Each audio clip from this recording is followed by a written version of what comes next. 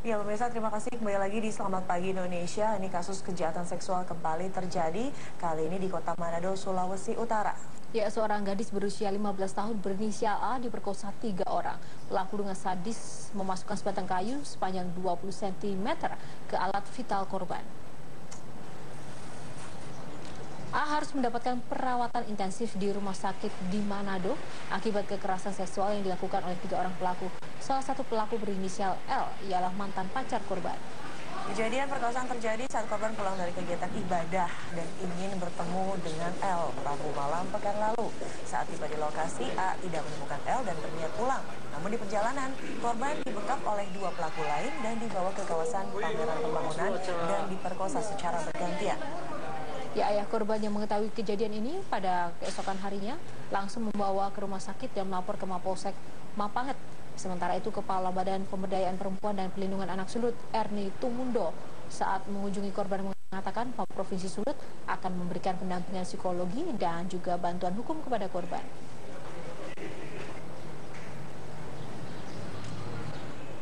Tapi di tengah perjalanan kan berubah menjadi rencana mengajak temannya, dan seperti yang terjadi juga melakukan pemerkosaan. Speechless. Ya. Berkomentar untuk kali ini, saya lebih memilih untuk hukuman mati saja bagi para pelaku kekerasan seksual. Sudah selesaikan saja di hukuman mati, akan memutus mata rantai kekerasan seksual di Indonesia. Tapi ini hukum juga tetap harus berlaku ya Widya ya, di mana saat ini pemirsa Pengadilan Negeri Tangerang Banten menggelar sidang perdana RA terdakwa kasus pembunuhan sadis menggunakan cangkul atas korban EF di Dadap, Tangerang, Banten. Sidang terhadap RA berlangsung tertutup karena terdakwa masih di bawah umur. Sidang perdana kasus pembunuhan sadis terhadap EF digelar di Pengadilan Negeri Tangerang Selasa kemarin. Kali ini sidang dilakukan untuk tersangka berinisial RA yang masih di bawah umur dengan proses sidang tertutup untuk umum. Sidang yang dilakukan secara maraton ini mengagendakan bacaan dakwaan serta keterangan saksi-saksi. Menurut Kepala Kejaksaan Negeri Tangerang, RA didakwa dengan pasal berlapis, salah satunya pasal 340 KUHP tentang pembunuhan berencana dengan ancaman hukuman mati. Ancamannya 340 yaitu hukuman mati seumur hidup 20 tahun. Nah, dalam sistem pengadilan anak ini bahwa itu setengah dari ancaman hukuman orang dewasa. Sementara di luar persidangan, ratusan warga, kerabat, serta tetangga EF korban pembunuhan dengan cangkul meminta penegak hukum agar pelaku pembunuhan dihukum seberat-beratnya. Ratusan warga yang emosi bahkan berusaha mendekati terdakwa RA yang dikawal ketat pihak kepolisian saat akan dibawa kembali ke lapas. Sebelumnya, EF ditemukan tewas mengenaskan di kamar mesnya di kawasan Kosambi, Kabupaten Tangerang, Banten beberapa waktu lalu. 3 pelaku pembunuhan berhasil ditangkap polisi beberapa hari setelah jenazah korban ditemukan. Salah satu pelaku diketahui teman dekat korban. Korban dibunuh lantaran menolak diajak berhubungan badan dengan salah satu pelaku tersebut. Dari Tangerang, Banten, Pahlur Roji, Metro TV. Baik, semoga pelaku mendapat hukuman yang setimpal dan juga pemerintah harus lebih tegas lagi. Ini harus benar-benar menerapkan hukuman semaksimal mungkin bagi para pelaku ya. Karena ternyata apa yang sudah dilakukan Presiden Joko Widodo ternyata belum cukup ampuh. Ya. Artinya harus ada sosialisasi lebih lagi. Betul, dan juga menggather masyarakat atau mengumpulkan masyarakat untuk bersama-sama sadar bahwa kejahatan atau predator seksual ini berada di sekitar kita. Kita akan ke informasi lainnya pemirsa. Guna menekan harga daging sapi di pasaran, Perum Bulog mengimpor daging sapi dari Australia. Ya, sementara itu pimpinan DPR meminta pemerintah mengembalikan fungsi Bulog sebagai badan urusan logistik 9 bahan pokok untuk menstabilkan harga pasar. Permintaan daging sapi yang terus meningkat membuat harga kian melambung.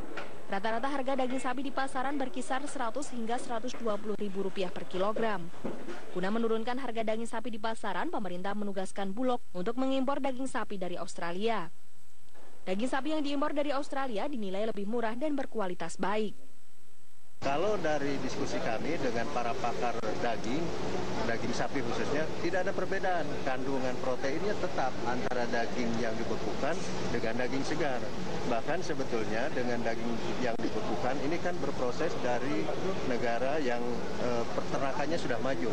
Australia itu sangat higienis sekali, sangat selektif sekali, sehingga kami yakin bahwa sebetulnya daging itu daging bagus. Sementara itu, Ketua DPR RI Ade Komarudin beserta sejumlah pimpinan Komisi DPR meninjau Perum Bulog Kelapa Gading. Dari hasil peninjauan diketahui stok daging dan beras mencukupi hingga Lebaran nanti. DPR meminta pemerintah agar mengembalikan fungsi Bulog seperti semula untuk menstabilkan harga pasar dan menjaga kualitas barang. Sebaiknya memang pemerintah segera mengembalikan seperti di masa lalu Bulog sebagai badan urusan logistik untuk menyangga 9 bahan pokok, menstabilkan harga, menjamin kualitas, menjamin ketersediaan. Masalah tingginya harga daging sapi diduga akibat panjangnya sistem distribusi. Pemerintah didesak untuk mengontrol permainan para distributor atau importir yang sengaja memainkan stok daging untuk mengambil keuntungan besar. Tim Liputan, Metro TV.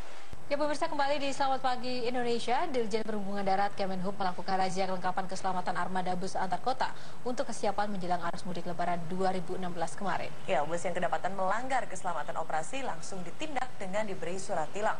Tim pemeriksa dari Dirjen Perhubungan Darat Kemenhub melakukan pemeriksaan terhadap bus angkutan antar kota di Terminal Rawamangun, Jakarta Timur kemarin.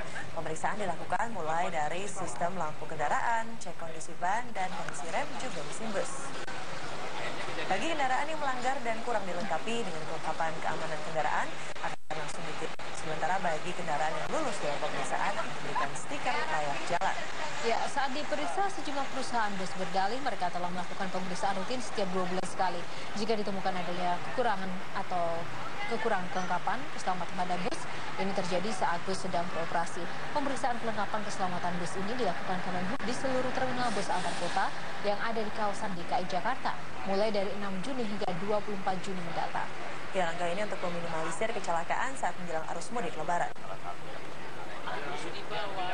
Awal Ramadan ini kita sudah memberikan edukasi kepada masyarakat, memberikan pembinaan kepada pengusaha-pengusaha jasa angkutan bahwa pemenuhan persyaratan teknis dan layak jalan ini adalah menjadi urgent dan penting, khususnya dalam rangka memberikan pelayanan angkutan Lebaran kepada macam. Ini kelemahannya cuma dari masalah KP, kartu pengawas. Kartu pengawas ini sebenarnya seharusnya memang ya harus dilampirkan yang aslinya. Berhubung ini namanya ya pengalaman supirnya nggak ini gitu kan, ya kan orangnya kan nggak sama deh. Jadi itulah kelemahan ya, kesalahan dia tadi itu. Dia nggak. Nah, ini juga Badan Pengelola Transportasi Jabodetabek kemarin mulai melakukan inspeksi keselamatan angkutan umum begitu pada bus antar kota antar provinsi di 10 terminal di Jabodetabek. Bagaimana hasilnya? Ternyata ada sekitar 200 atau 300 bus AKP di 10 terminal yang diperiksa secara serentak dan hasilnya hanya 20% yang layak jalan. Ya, biasanya banyak pengelola juga menggampangkan begitu armada ini kesiapannya seperti apa. Dan pemirsa, persiapan jelang arus mudik Lebaran 2016 nanti, pihak terminal Pulau Gadung telah mempersiapkan 82 bus untuk melayani rute Jawa Barat, Jawa Timur, Jawa Tengah, Sumatera, dan juga NTB. Ya, namun sejumlah fasilitas di terminal seperti ruang beristirahat para pengemudi dan kondisi bangunan terminal sudah banyak yang rusak. Di Terminal Pulau Gadung sebanyak 82 rute akan disiapkan pihak terminal untuk melayani rute perjalanan menuju Jawa Barat, Jawa Tengah, Jawa Timur, Sumatera, dan Nusa Tenggara. Diperkirakan akan ada kenaikan jumlah penumpang sekitar 5% dibanding perjalanan mudik tahun lalu, di mana sebanyak 9.500 pemudik berangkat dari Terminal Pulau Gadung. Jelang arus mudik, pihak terminal telah melakukan uji kelayakan keselamatan terhadap kendaraan seperti pemeriksaan kelengkapan keamanan yang sesuai dengan standar operasional. Pemeriksaan juga dilakukan pada supir bus mulai dari kepemilikan SIM hingga izin trayek. Jika dalam pemeriksaan terdapat bus yang tidak sesuai dengan standar operasional, maka akan dikandangkan dan tidak boleh beroperasi. Apabila terdapat tidak layak untuk beroperasi dalam rangka angkutan Lebaran, dikembalikan ke pool. Berupa kayak pelanggaran ringan kayak lampu sein nggak nyala, lampu rem atau ban gundul, ya kita kembalikan ke pool. Tapi kalau kedapatan surat yang tidak lengkap, kita langsung kandangkan. Ada batas waktu itu, kalau yang kayak ringan kayak pergantian lampu sein atau apa itu berarti paling 1 minggu jangka waktunya. Lebih dari itu apabila dari pihak perusahaan tidak mentaati peraturan, ya kita di luar dari terminal. Sayangnya hingga 2 minggu jelang arus mudik, kondisi terminal Pulau Gadung masih belum didukung fasilitas yang memadai. Hingga kini terminal Pulau Gadung belum memiliki ruangan untuk beristirahat pengemudi dan kondisi sejumlah bangunan operasional telah banyak yang mengalami kerusakan parah. Persiapan mudik juga dilakukan di terminal bus Kampung Rambutan. 54 perusahaan bus akan menyediakan 250 hingga 300 bus setiap harinya untuk membawa penumpang keluar Jakarta. Sejumlah fasilitas telah disediakan untuk pemudik seperti posko kesehatan, keamanan, ruang ibadah, ruang tunggu, dan menyusui. Pengelola terminal Kampung Rambutan juga menjamin tidak akan ada calo tiket mulai H-12 yang akan mengganggu kenyamanan calon pemudik. Nah, jadi kalau yang tidak berseragam dan tidak itu adalah calo, nah kami tindak. Kami tindak calo itu sesuai dengan aturan. Kalau memang si calo itu ngambil penumpang dengan harga tiket yang itu dioper ke PO. Nah, kita kita tindak. Si calonya kita serahkan ke polisi. Nah, yang LLAJ-nya PO-nya kita tindak. Badan Pengelola Transportasi Jabodetabek meminta 10 terminal besar termasuk terminal Pulau Gadung dan Kampung Rambutan harus segera memperbaiki kondisi dan fasilitas di dalam dan di luar terminal sebelum arus mudik 2016 dimulai. Tim Liputan Metro TV. Jelang masa mudik 2016, persiapan angkutan mudik dilakukan gencar oleh berbagai pihak. Ya, Kementerian Perhubungan bahkan memberikan sejumlah syarat bagi angkutan mudik agar layak jalan guna menghindari kecelakaan.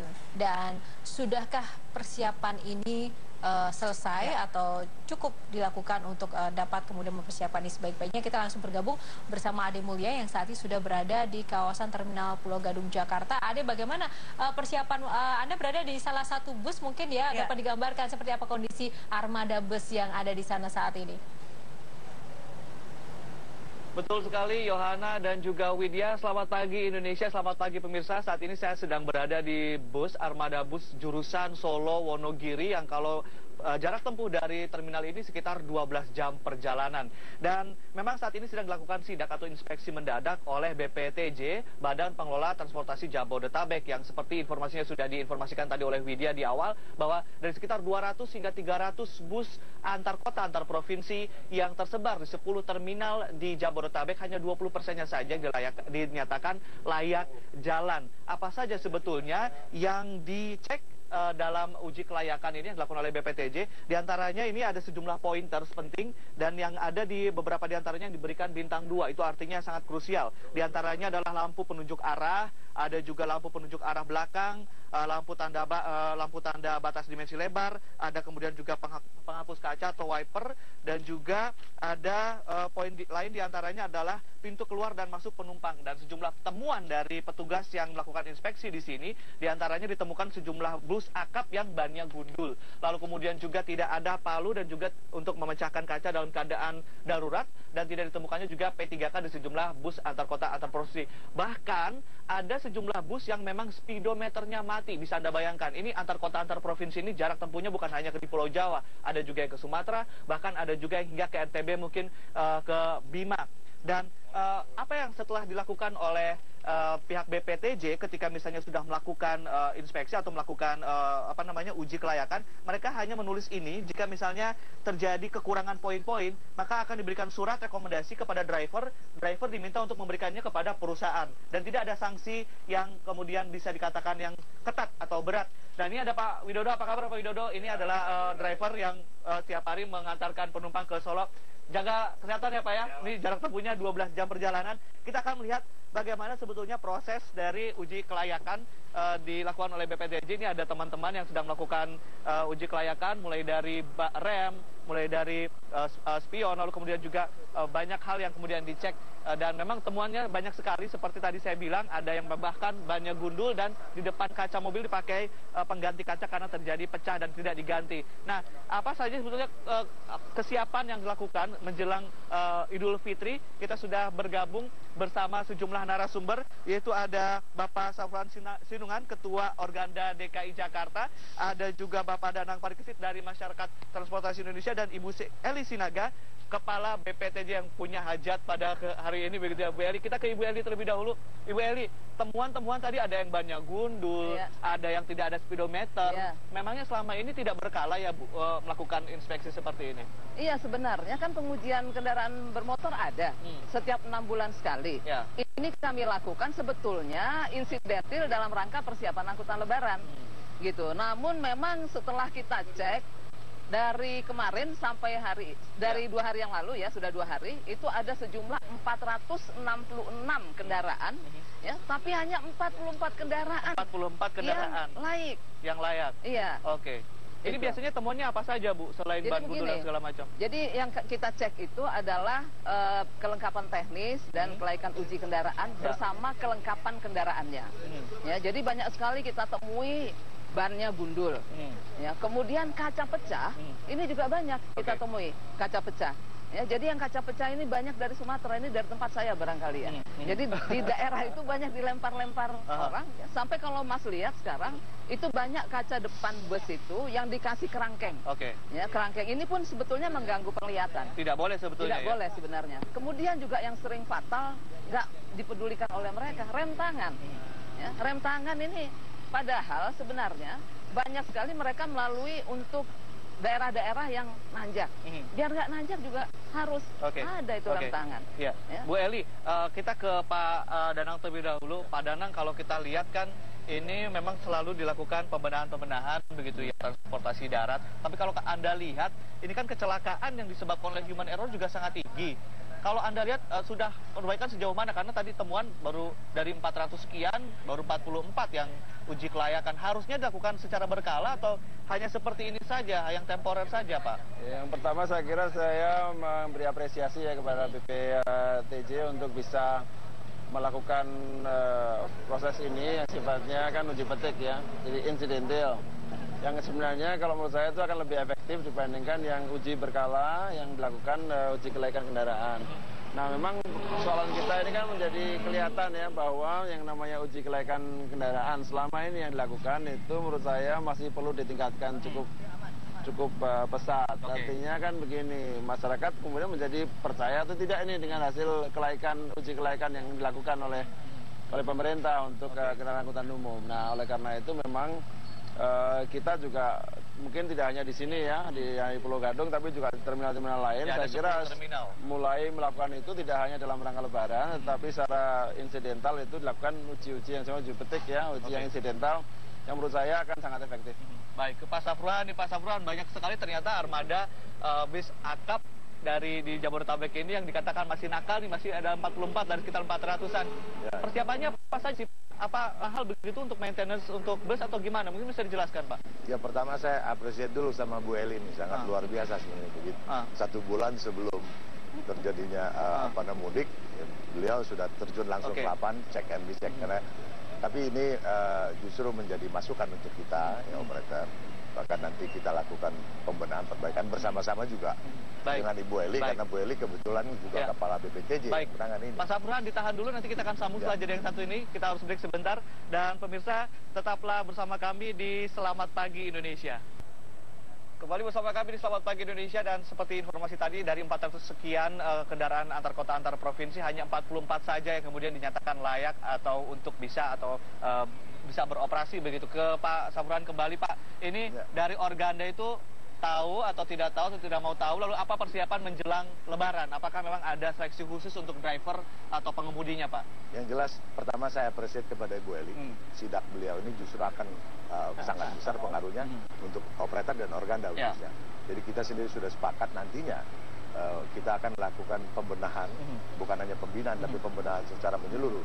Bahkan kita akan berkoordinasi hari Senin, kita akan kumpulkan semua operator. Hari Senin akan bertemu semua. Nah, kita harapkan nanti semua kendaraan, bukan hanya kata kebetulan ada mudik Lebaran atau mudik apapun, setiap hari kendaraan itu harus siap pesta. Nah, kalau siap pesta itu pengertiannya armadanya semua sehat, armada sehat, termasuk awak kendaraan pun mesti sehat. Tapi mungkin luput kali ya Pak ya, lupa mungkin ngecek detailnya karena faktanya masih banyak di lapangan yang tidak layak begitu. Ini sebenarnya persoalan bukan persoalan baru, hanya saja dulu ya mohon maaf ini mungkin kurang care. Nah, hadirnya Bu Eli ini membuat kita juga harus terbangun dari sempat belum tidur, hampir tidur. Mungkin selalu kalau kita bicara ada shock terapi, saya kira ini perlu terus supaya menjadi kebudaya kan kita kelihatan bahwa nama keselamatan bukan menjadi kebutuhan ya sehari-hari. Saya kira kalau dengan cara seperti ini dan terus menerus saya kira bisa. Baik, Pak Danang. Kita harus ikuti headline news pukul 8 waktu Indonesia Barat terlebih dahulu. Kita akan lanjutkan perbincangan ini langsung dari Terminal Pulau Gadung. Pemirsa tetaplah bersama kami di Selamat Pagi Indonesia. Kami akan segera kembali setelah headline news pukul 8 waktu Indonesia Barat. Kembali lagi bersama kami di Selamat Pagi Indonesia langsung dari Terminal Pulau Gadung. Tadi ini sedang dilakukan pemasangan untuk stiker layak jalan. Tadi mobil ini yang saya tadi naiki dan ini dinyatakan layak jalan setelah diperiksa beberapa poin.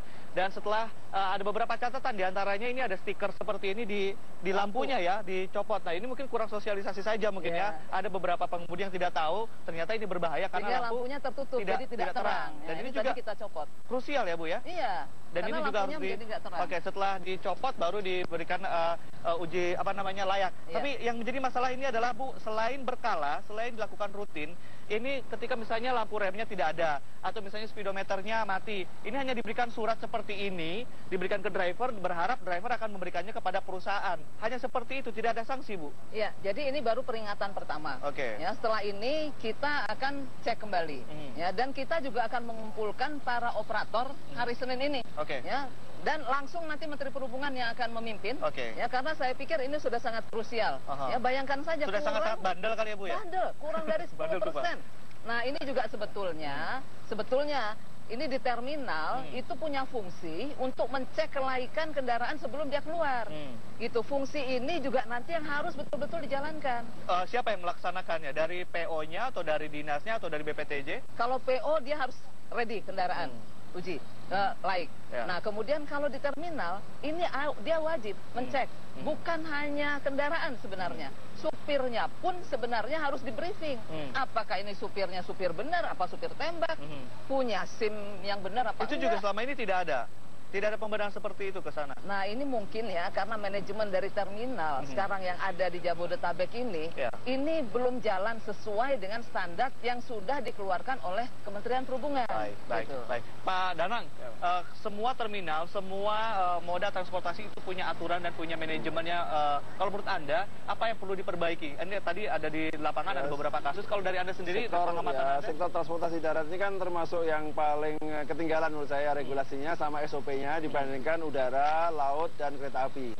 Mereka itu kan setiap kali mau melakukan perjalanan itu selalu ada rem cek di bandara, di pelabuhan, di stasiun. Tapi kalau darat? Saya kira kan kalau di darat ini kan yang namanya pengujian kendaraan kan dilakukan di tempat uji layak kendaraan. Nah, sedangkan pada saat sebelum keberangkatan tidak ada proses dan SOP seperti itu. Nah, saya kira kalau emang belum ada, saya kira ditambahkan saja atau kalau sudah ada betul-betul di-enforce. Nah, ini saya kira tugas kepala terminal ini menjadi penting di sini. Tidak hanya mengatur masuk keluar kendaraan, mengatur lalu dari sana, tapi memastikan bahwa setiap base yang berangkat dari sebuah terminal itu kondisinya baik. Karena bagaimanapun juga yang namanya angkutan umum kan juga tanggung jawab pemerintah. Nggak bisa lepas tangan, dilepaskan semuanya kepada operator. Jadi saya kira dua pihak antara operator dan pemerintah harus kerjasamanya bagus sekali untuk memastikan keselamatan para penumpang. Oke, Senin ini akan dikumpulkan nih dari pihak semua operator nih, Pak Safruhan. Kalau Anda melihat sebetulnya selain tidak tahu mengenai detail di lapangan untuk para pengusaha transportasi ini, apakah karena ini juga biaya maintenance juga mahal atau bagaimana Pak? Berapa persen terhadap total biaya dalam pengelolaan transportasi darat? Ini, saya pikir kalau masalah ini bukan persoalan biaya ya, biaya perawatan. Ini jangan terjebak oleh biaya perawat. Jadi masalahnya ini kan tanggung jawab operator terhadap fasilitas kendaraan. Itu kan menyangkut keselamatan penumpang, ya kan, termasuk juga awak kendaraan. Jadi ini makanya langkah awal yang tadi saya sampaikan bersama-sama dengan Kementerian Perhubungan, khususnya melalui Bu Eli ini BPTJ, kita akan benahi total. Jadi moda angkutan bukan hanya bus yang nanti kita benahi, termasuk sampai yang angkutan kecil. Kita benahi supaya masyarakat itu merasa nyaman, aman, naik angkutan umum gitu loh. Jadi ini merupakan ya dibuka pintu lah mulai kemarin sama Bu Eli untuk kita sama-sama benahi. Oke. Drivernya ada pelatihan khusus nggak untuk lebaran nantinya ini? tentunya kita harapkan demikian. Makanya tadi udah sepakat sama, yang dilakukan oleh Organda. Saya udah sepakat sama Bu Eli. Oke, Senin kita kumpul semua operator. Pokoknya setelah ini kita clearkan semua lah. Oke. Apa jaminan dari Anda, dari BPTJ, khususnya dari pemerintah kepada masyarakat bahwa tidak akan ada nantinya main mata, bukan main kucing-kucingan ya, main mata antara petugas di lapangan dengan pihak Organda? Iya. Ini kan juga krusial, Bu. Iya. Kami sebetulnya gampang aja. Kami akan cek kepala-kepala terminal. Karena kepala terminal lah yang bertanggung jawab atas terselenggaranya terminal itu sehingga keselamatan terjamin. Ya, jadi kita gampang aja cek ke mereka, nggak perlu kita cek satu-satu lagi. Artinya nanti beban akan diberikan juga kepada kepala terminal? Iya, itu nggak gampang loh jadi kepala terminal, tanggung jawabnya cukup berat. Berarti nanti di Pulau Gadung juga akan dilakukan rem cek tiap hari oleh kepala terminalnya? Atau bagaimana? Seharusnya dia mengecek, kendaraan datang dia harus cek. Ya, karena contohnya saja, kemarin saya menemukan ya, itu punya buku uji, ya. Tapi buku uji dengan nomor sasis kendaraannya itu beda, berarti buku uji palsu. Kemudian ada juga kartu pengawasan. Contohnya kemarin di Baranang Siang. Masa kartu pengawasannya dari Merak ke Priok, tapi dia adanya di Baranang Siang. Kok bisa masuk ke rumah orang lain gitu? Ini kan karena kepala terminal, ini mohon maaf aja. Ya, tapi itu harus kita berarti benahi. Anda menemukan indikasi main mata antara Organda mungkin dengan petugas di lapangan, begitu ya Bu Eli? Main mata entah apalah namanya. Yang jelas itu salah. Harus kita tertitak, tidak bisa ditawar. Oke, kalau aturan mengenai manajemen terminal, manajemen transportasi darat sudah lengkap belum sih Pak? Ya, saya kira ada beberapa soal seperti yang kalau di udara itu kan ada manifest, di laut kan ada manifest. Ya mungkin ini perlu kita masih jauh ya Pak kalau saya kira memang darat kan saya tadi sampaikan agak tertinggal regulasinya maupun implementasi dari regulasi. Yakin beberapa SOP standar itu kan sudah ada di Kementerian Perhubungan. Jadi tinggal menurut saya bagaimana pelaksananya di lapangan. Mudah-mudahan bisa lebih keras lagi Bu Eli, karena bagaimanapun juga keselamatan itu kan jadi kebutuhan harusnya. Jadi tidak boleh menjadi pertanyaan biaya, itu harus menjadi bagian dari biaya yang memang dianggarkan terus. Sanksi yang paling ideal apa nih Pak? Kalau misalnya katakanlah dalam uji kelayakan ini kan baru surat peringatan yang pertama, berikutnya apa kalau dari Anda rekomendasinya? Saya kira kan kita bisa melihat ya, soal persoalannya ada di mana.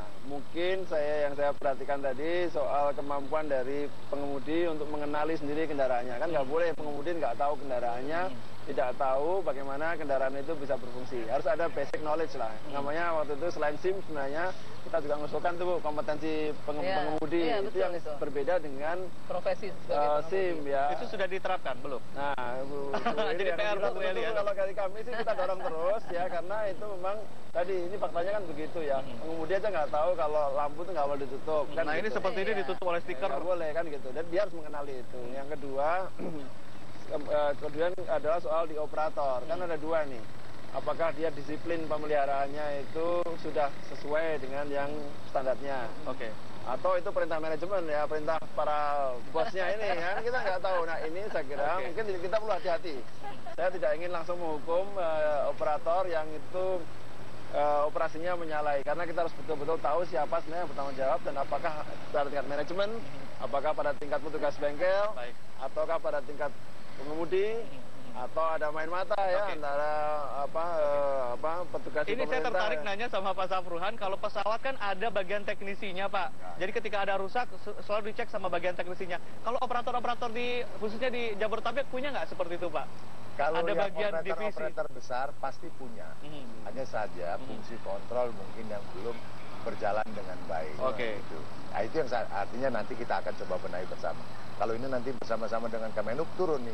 Apalagi Bu Eli turun ya, mudah-mudahan ini menuju kebaikan. Sejalan begitu ya. Kira-kira butuh berapa lama Pak untuk kemudian bisa 100% layak jalan? Ini kalau niatnya udah bagus, hasilnya juga pasti bagus. Ini belum 10% ya Bu ya?